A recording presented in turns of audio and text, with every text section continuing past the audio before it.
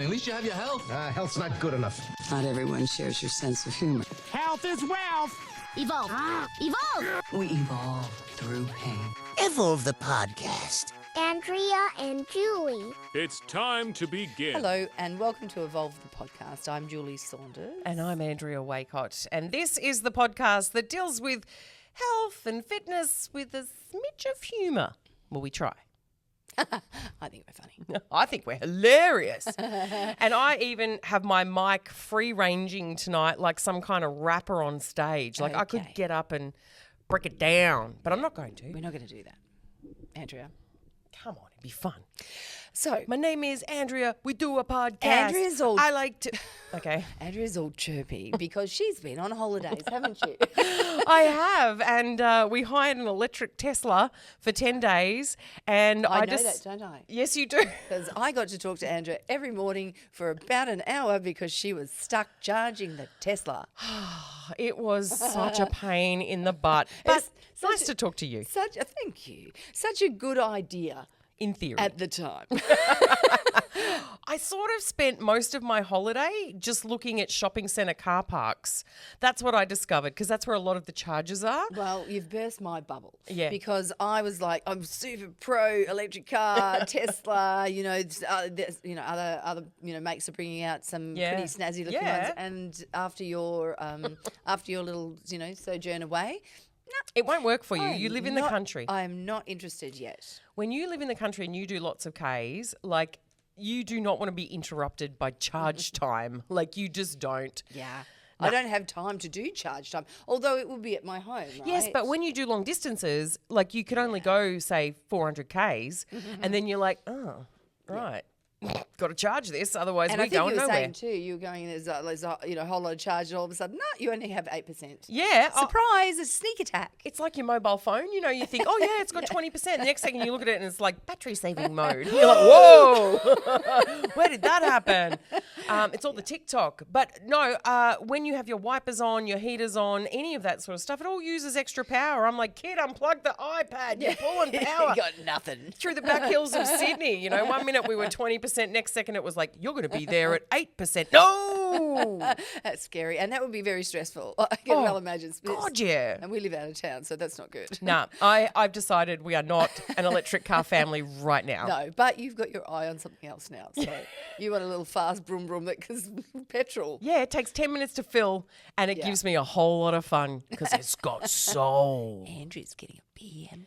I want one. It'll probably be 12 months away. But if I am going to be a luxury car wanker, I want to be a BMW luxury car wanker because they're different than Mercedes wankers. They're like Touareg and all that, whereas Beamer's like anybody, anybody who saved their coin. It really is a bit of, us and them. It is. It's like Android versus Apple. Yeah, if I had to choose between the two, I'm BMW. My dad used to drive old Beamers. I think that's where it comes from too. I think they're cool. Well, my dad would definitely be in the Mercedes camp. Would he? Oh, yeah. He's a Mercedes wanker. Yeah. I know a few of those. Yeah, it's all right. Well, we didn't have the money to get one, but yeah. He did have an old one for a while, and he loved a thirsty it. Merc? Yes, I think it was. Yeah, they usually were. Actually, no, I think it was quite economical. Oh. I'm not really sure. All right, well, it's been fun talking cars, but really we're here to talk fitness and... Well, it's the same thing. We just want to recondition your engine. Yeah, yeah. Exactly right. That's a segue I need an upgrade. If I could only just trade me in and get a newer me, that would be awesome. That's not going to happen. And it was brought to my attention that when we started this podcast, I was supposed to, be on a fitness journey and stuff. And we talked about it and there was a lot to it and I was really committed and stuff. Well, you were super keen. I see this all of the time. Yeah. And then I piked it. Yeah. And, as I know you and I talk to many people, there are legitimate reasons I get. But at the end... they were legit. But at the end of the day, what I don't want is in front of me is people who have literally broken down. They've had, a heart attack or a stroke. I mean, there are some of the extreme things, of course, but diabetes and, there are a myriad of things. We are moving into that age ballpark. Like this stuff could happen, right? So, okay, I need to get motivated. It could and is. And most likely. Yeah. So we decided that what about if we did a 4-week challenge? It doesn't have a fancy name. It's just called the 4-week That's challenge. right. Andrew did ask me, what will we call this? What's catchy? And she's very good at it usually. And I said, Brain dead. yeah, let's just call it a 4-week challenge. But I might say here, this is not a 4-week challenge to fitness. No. This is a Because you can't get fit in 4 weeks. Well, not really. I mean, you can pathway in, and there's various things. You're not going to but it's not healthy, and it's certainly not a way to not to lose weight, not to gain fitness. It is, taking that journey, those steps to get you on track, to make this, and this is the important thing here, part of your ongoing lifestyle. And I know we hear it all the time, but it is crucial. And these 4 weeks are about us planning and setting up to to get you on track to a fitness journey that you're going to continue. And I think, we're probably talking to people like me, beginners, who kind of don't have that routine already. Because if you're into fitness, you're probably already going to the gym all the time. Do you know what? Yeah, that's right. And, it's not just about, people like you, who haven't been doing much. Some people, or many people actually that sit in front of me, they don't want to go to the gym. They don't want to, they don't even like sport.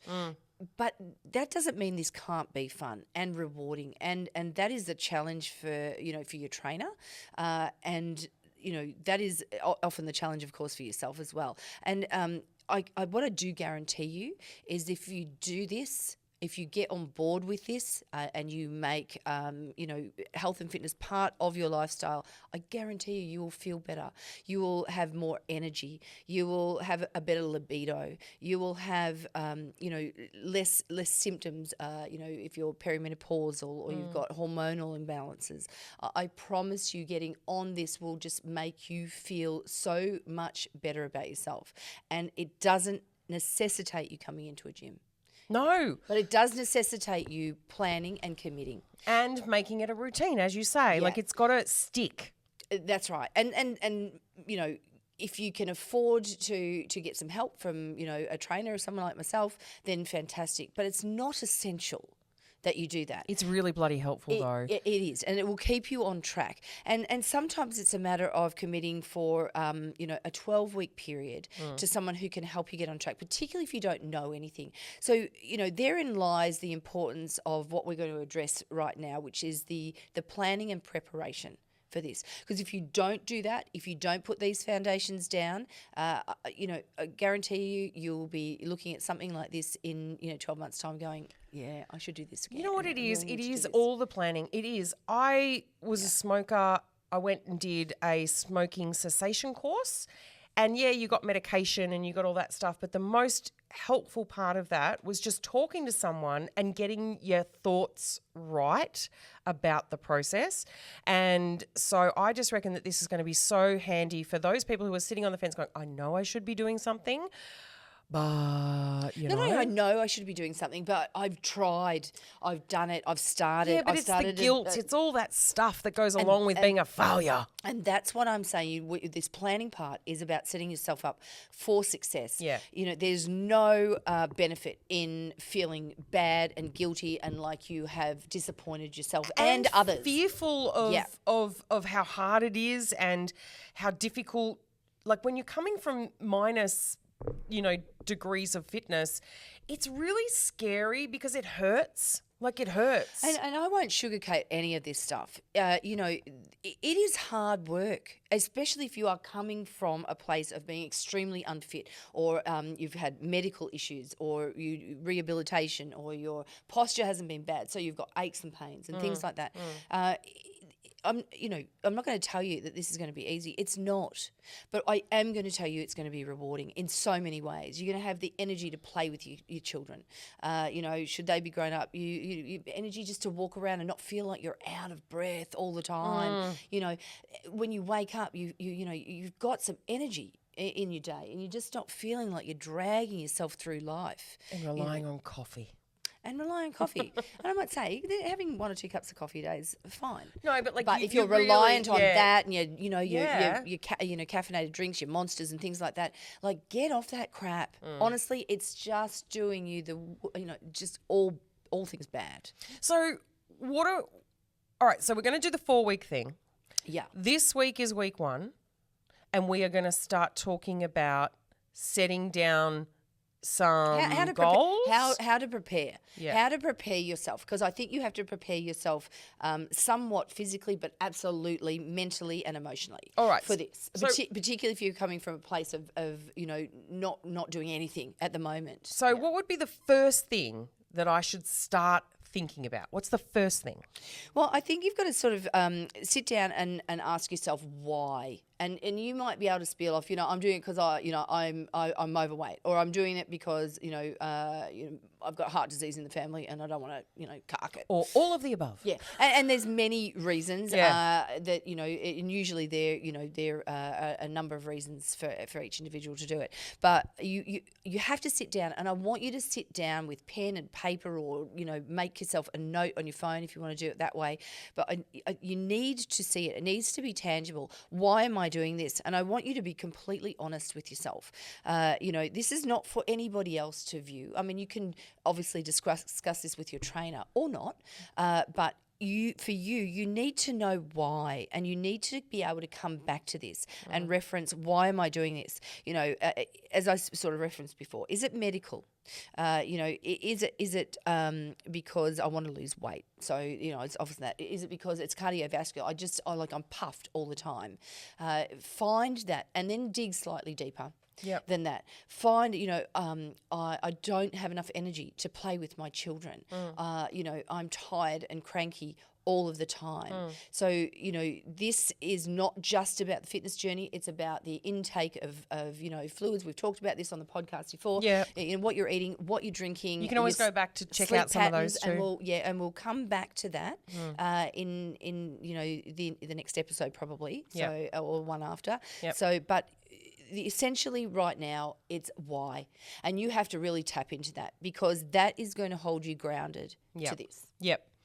All right. So we need to think about our why, and then what? Once we've worked out why we need to make the changes for ourselves, or why we want to make the changes, what's the next step? Well, I think then you've got to say, okay, so Baby steps. Yeah, absolutely, and approach this more. But you've got to say, what specifically are my goals here? So I know what my driving force is for this, for life. So what will that look like? And you will add to those whys as you go. You will change as a person. But the what now is what are my goals? You really have to sit down and sometimes people need help with this, and obviously this is where I work through with them. But you want your we've all heard it before, your short term, mid term, long term goals. But start with long term. Like what do I want? So start ahead and then sort of work your way back? Yeah, absolutely. Okay. Because you probably are going to be unrealistic, and that's where I need to stop most people and say, okay, so they go, they're pretty good with their long-term goals. Yeah. I want to be able to, just feel better, look better, all those things. So then you bring them back to that sort of more mid-term, more tangible goals. Measurable? Correct. So, where you're going, okay, well, look, let's say in 12 months' time, I'd really like to do a 5K run. Now, some people might go, oh, I never want to do that. And you know what? That's not me either. But everyone has got something that they want to achieve. Yep. I'd like to be able to go overseas and go on, some hikes or... That's right. Yeah. So part of these tours have hikes and bike rides and, some awesome things to do. And if you're afraid of the fitness side of it, you won't explore You won't it. go. You You'll won't sit do on a it. bus. You won't do it. You'll feel inadequate. You'll miss out. That's right. So you need to find those more specific goals. So for the yourself. what's are from the why, right? That's right. The what's are That's from the right. why. Let's not confuse it, right? But yes. So you want to start thinking about, okay, what are some of these goals that I see in my future that I want? Yep. All right. That will keep you connected to what you do. That will keep you motivated and accountable. And again, I want you to write those down, and they may change, and you may add to them. And at first, it all feels like, I'm just kind of saying the same thing. I kind of want to just be fit, and I want to, my cardiovascular, I don't want to be puff, and I want to lose some weight. But I want you to then we'll come back to this and start paring back. And I want you then to look at what maybe is some short-term achievable goals and be sensible about them. Could we create a little form for people that maybe they could come to our socials and we'll put it there and you could download it or something? Exactly, and you can fill it in. You know, and maybe what we'll do is pop up a little mini questionnaire, which I'll come to in a minute, that you know, if you come then and write, just even if you give yourself 2 specific goals, and that might be for the next 4 weeks with us. Which is nice and achievable. So nice and achievable. And so I've had many people come to me and say, okay, so, you know, one of my goals that I want to sort of reach, like my short-term goal is to lose 10 kilos. And it's like, oh, okay. So maybe not in 4 weeks. Yeah, that's right. That's right. Healthy. 10 kilos, achievable. You know, let's look at the timelines on that. Yep. But I want you to think about in preparation for this, what are my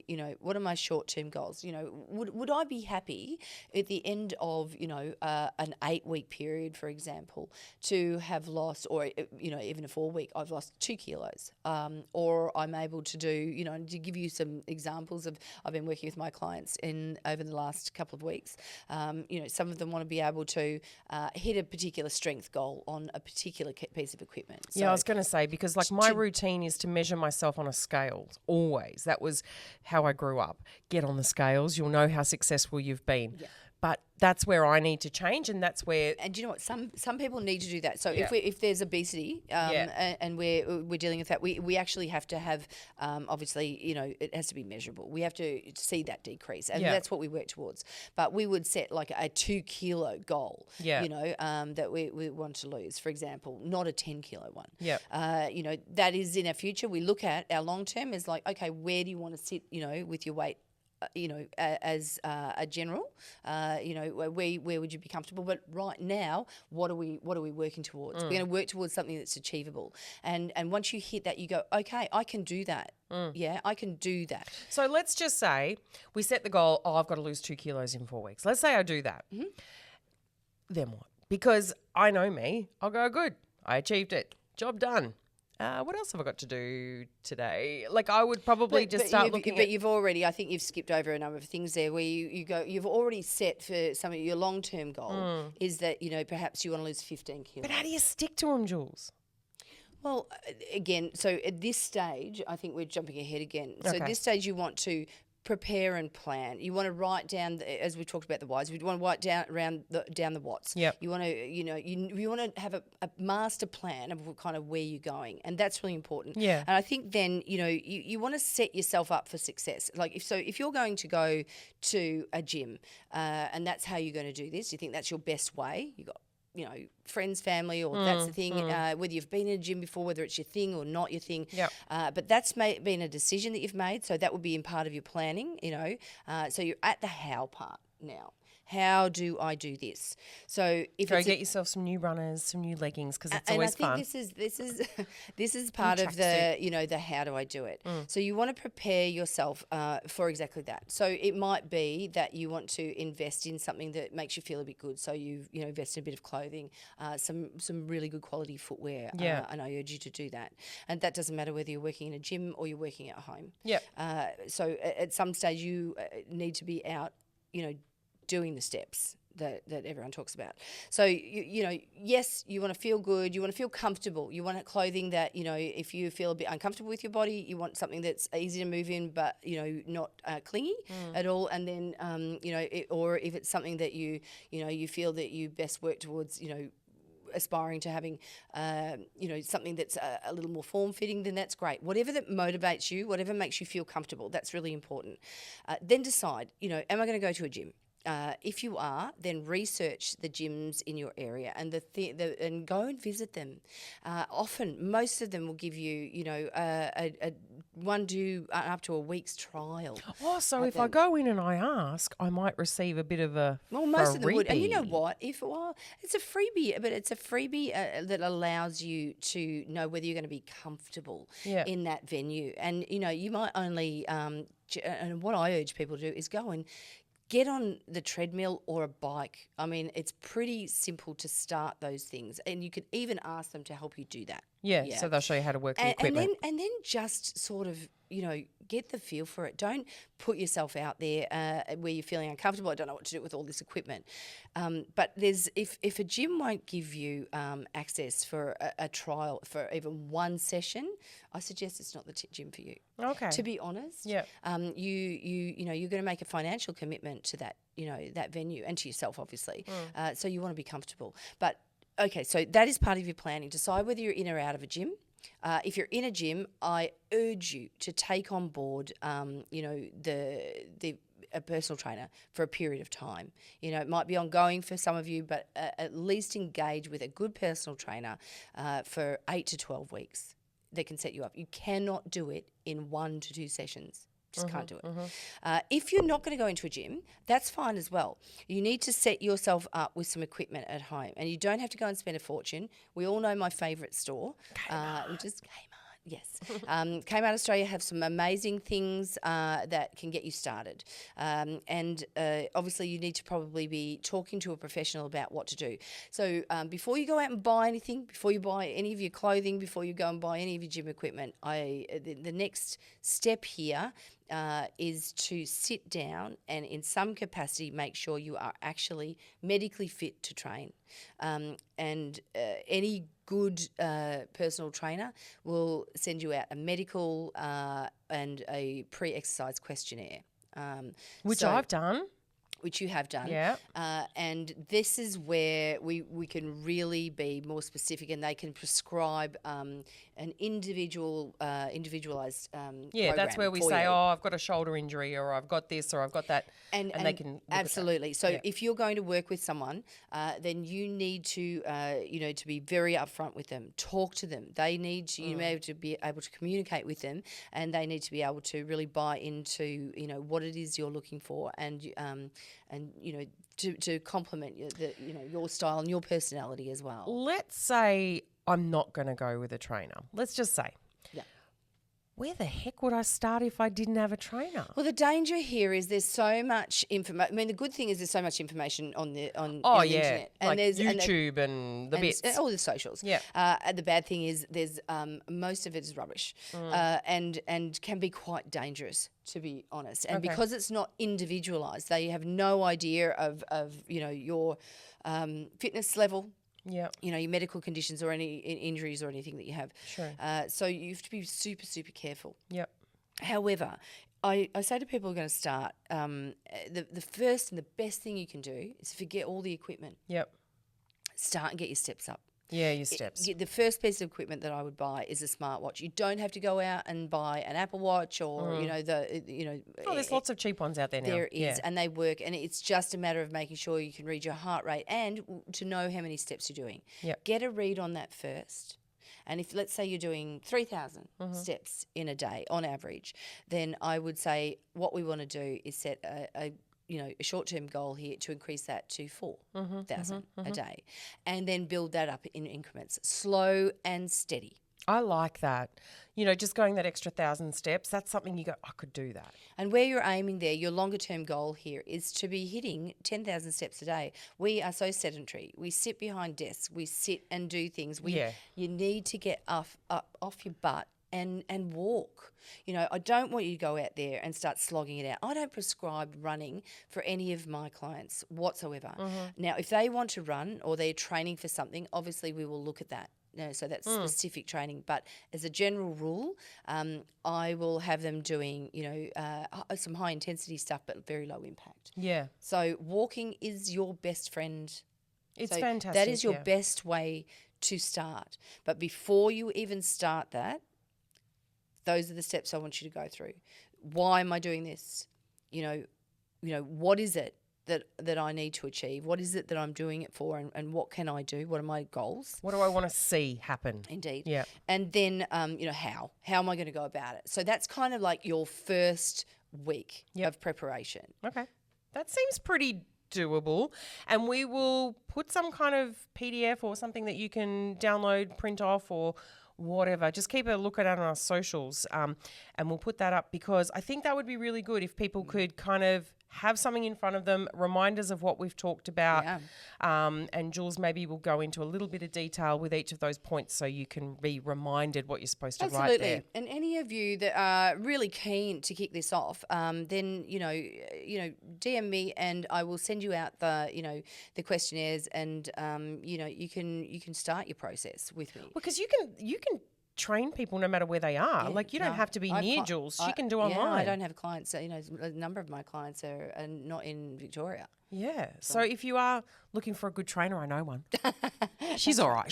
She may have been a gladiator or something. I don't know. There was Harsh some but talk fair. about that. Yeah. Look, unfortunately for her, I'm her friend, so she has real trouble training me because I tell her to, But you won't. I don't listen.